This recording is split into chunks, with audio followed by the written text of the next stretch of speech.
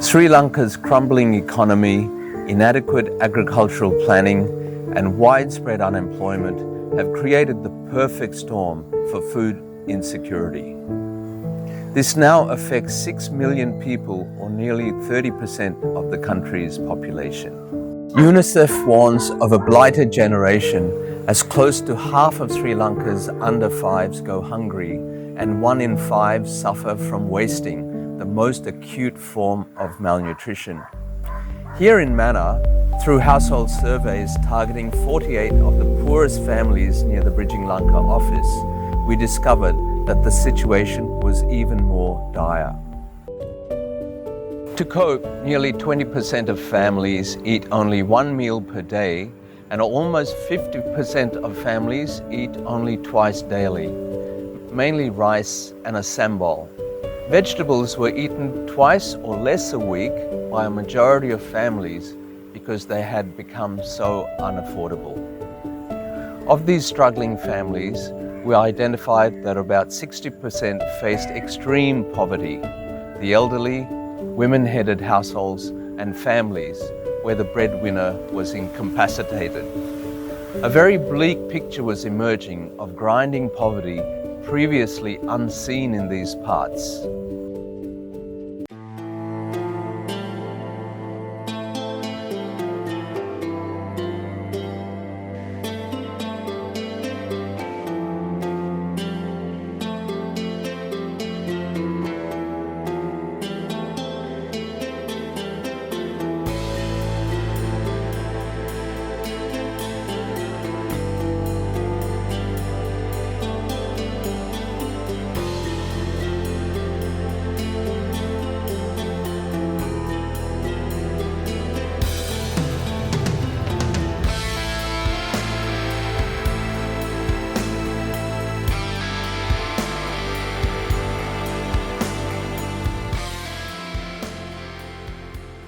Meet Jadusika. She is 17 years old and has just completed ordinary level exams and is waiting for her results.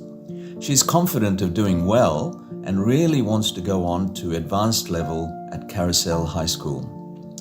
However, the family cannot afford to support her studies anymore because of their abject poverty. A poor mother is struggling to bring up 2 girls alone. Her only source of income is from cleaning and mending fishing nets and collecting and selling firewood. 5 years ago, her husband was shot dead in a fight, and the family has suffered ever since. Meet Kiruba. This 16-year-old guy has stunted growth due to poor nutrition growing up, but he is a dynamo of positive energy. He's a comedian by nature and a fantastic dancer. He's studying ordinary level at Olateruai High School, but his family is abjectly poor. His mother struggles to even put food on the table each day. The father is a day laborer, so only gets intermittent work. His spine is damaged, but is forced to work under constant pain. They have little furniture, not even a chair. When visitors come, they have to borrow some chairs from neighbors. A study desk is the main feature. Kiruba's motivation to study is to land a good job that pays well so he can support his family out of poverty. Kiruba and Jadusika are exuberant young people who want to rise above their circumstances. Through the Touching Hearts program, we want to make it possible for 20 young people like Kiruba and Jadusika to fulfill their educational and vocational dreams.